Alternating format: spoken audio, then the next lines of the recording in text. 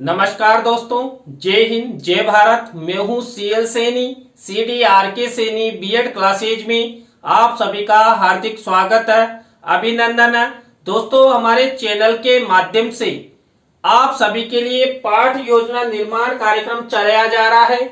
इस पाठ योजना निर्माण कार्यक्रम के अंतर्गत आप द्वारा हमारे इस हेल्पलाइन नंबर पर जो भी पाठ योजना के टॉपिक हमें सेंड किए जाते हैं उन्हें हम ऑनलाइन समझाने का प्रयास करते हैं। दोस्तों, आज की लाइव क्लास के अंतर्गत हम हिंदी पद्य पाठ योजना क्रमांक 23 के अंतर्गत कवि माखन लाल चतुर्वेदी द्वारा रचित केदी और कोकिला नामक कविता पर आपको एक लेसन प्लान निर्माण करना बताएंगे। दोस्तों, यह हमारी NCERT की बुक में कक्षा 9 का टॉपिक है और यह टॉपिक हमें राजस्थान विश्वविद्यालय से दीपिका सिंह द्वारा हमें सेंड किया गया है। तो दोस्तों, आप सब बने रहें हमारे साथ, हमारे इस चैनल के साथ। दोस्तों, जब हम हिंदी पद्य पाठ योजना का निर्माण करते हैं तो सबसे पहले हम क्या करते हैं? सबसे पहले हम श्यामपट पूर्ति का निर्माण करते हैं। श्यामपट पूर्ति के अंतर्गत हम विद्यालय का नाम, कक्षा, दिनांक, विषय, विधा, कालांश का समय और बीच सेंटर में हमारे मुख्य प्रकरण का नाम लिखते हैं। मुख्य प्रकरण को अंडरलाइन करते हैं और इन्वर्टेड कॉमाज में बंद करते हैं। दोस्तों, श्यामपट पूर्ति के बाद हम उद्देश्य, विशिष्टीकरण और अपेक्षित व्यवहारगत परिवर्तन का फॉर्मेट बनाते हैं। दोस्तों, इस फॉर्मेट में हम 6 उद्देश्यों का निर्माण करते हैं। 6 उद्देश्य और हमारे मुख्य प्रकरण के आधार पर विशिष्टीकरण और अपेक्षित व्यवहारगत परिवर्तन बनाते हैं।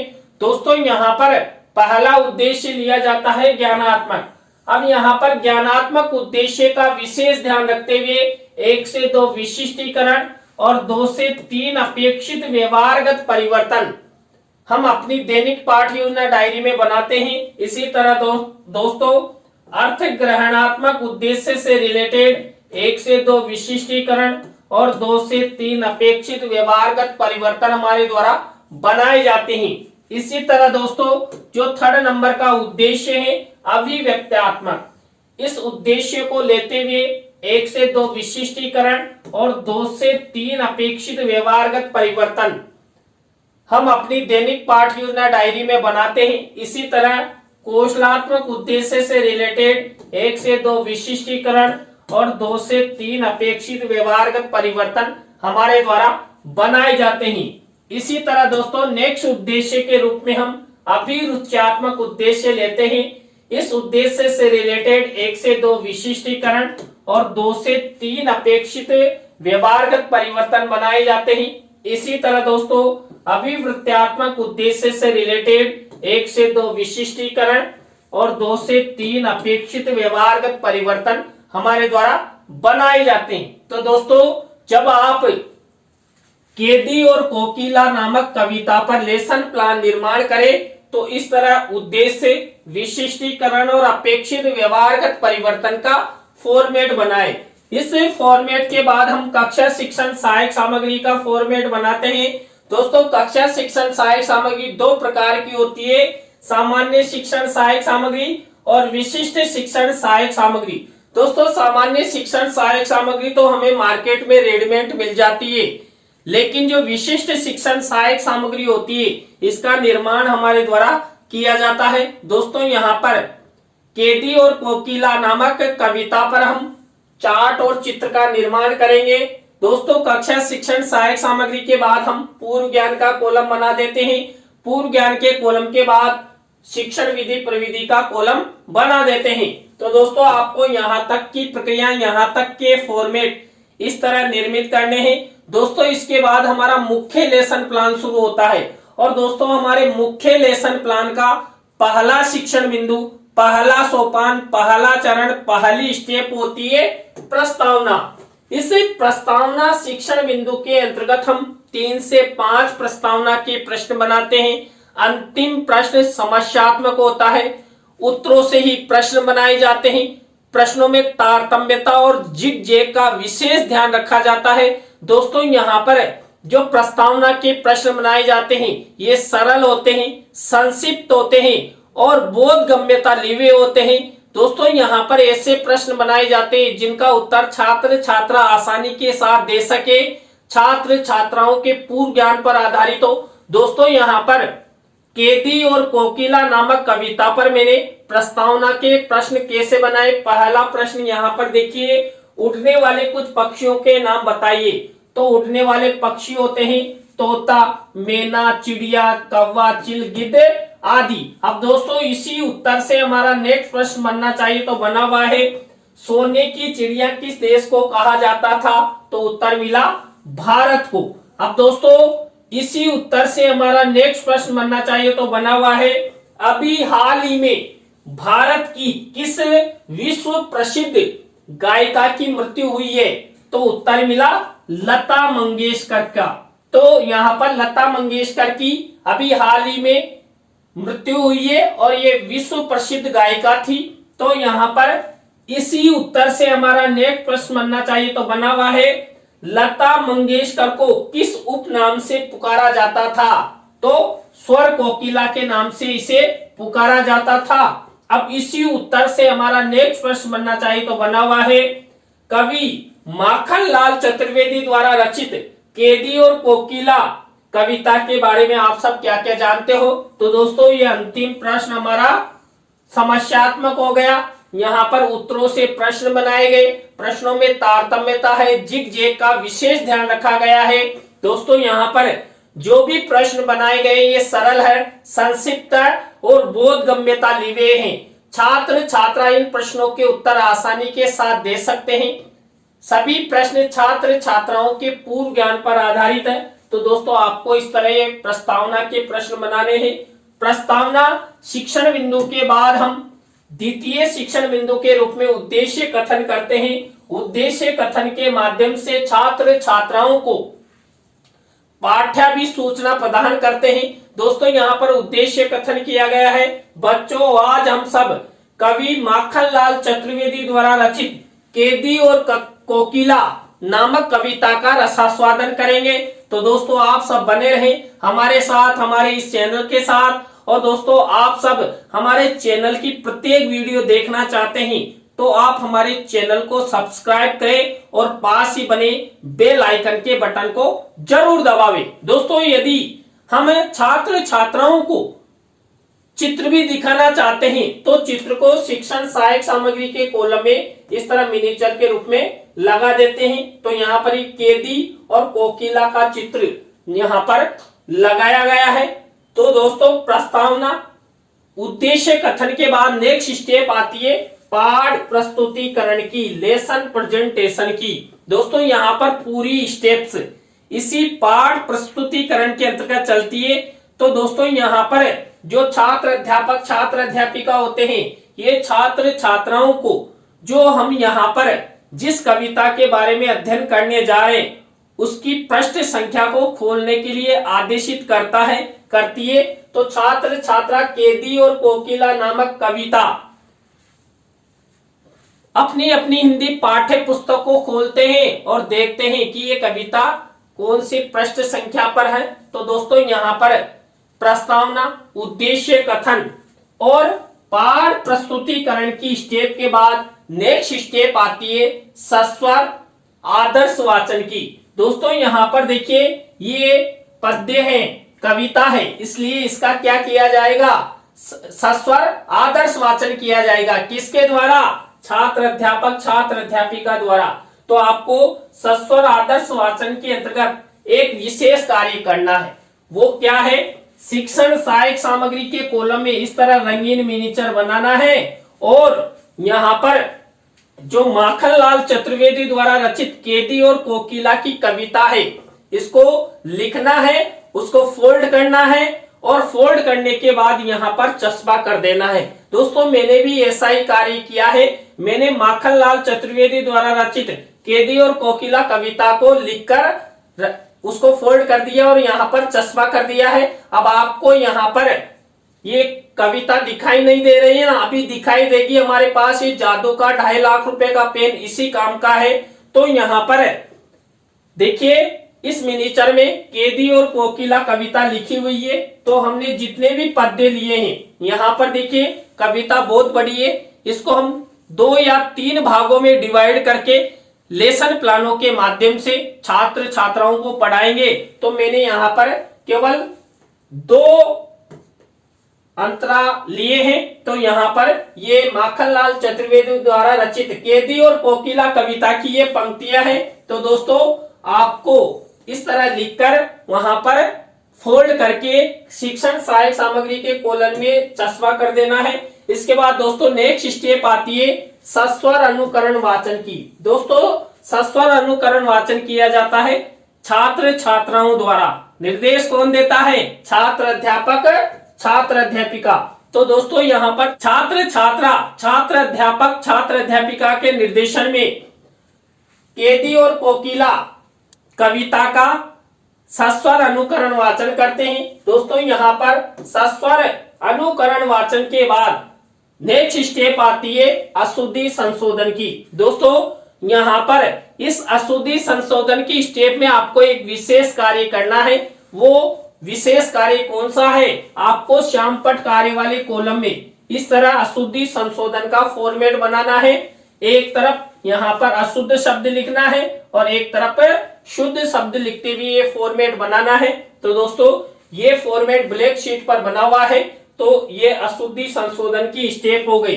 दोस्तों अशुद्धि संशोधन के बाद हमारी नेक्स्ट स्टेप आती है शब्दार्थ सरलीकरण की। दोस्तों जो हमने यहाँ पर कविता ली है केदी और कोकिला, इस केदी और कोकिला कविता में जो भी शब्द आए हुए हैं उनका शब्द और अर्थ इस तरह श्यामपट्ट कार्य वाले कॉलम में इस तरह मिनिएचर का निर्माण करते हुए इस तरह का फॉर्मेट बनाया जाता है। तो दोस्तों आपको शब्दार्थ सरलीकरण की स्टेप इस तरह निर्मित करनी है। तो यहाँ तक की प्रक्रिया आपको अच्छे से निर्मित करनी है जिससे आपका लेसन प्लान अच्छा बन सके। दोस्तों इसके बाद नेक्स्ट स्टेप आती है पद्य का भावार्थ। दोस्तों यहाँ पर हमने केदी और कोकिला कविता लिए, तो इस कविता की हमने जो 2 अंतरा में जो पंक्तियां लिए उन्हीं का भावार्थ यहाँ पर छात्र छात्राओं को बताया जाता है। दोस्तों इसे हम छात्र अध्यापक छात्र अध्यापिका कथन भी कहते हैं। तो दोस्तों यहाँ पर छात्र छात्राओं को छात्र अध्यापक छात्र अध्यापिका द्वारा केदी और कोकिला कविता का भावार्थ सुनाया जाता है, बताया जाता है। अब इस फॉर्मेट में आपको एक विशेष कार्य करना है।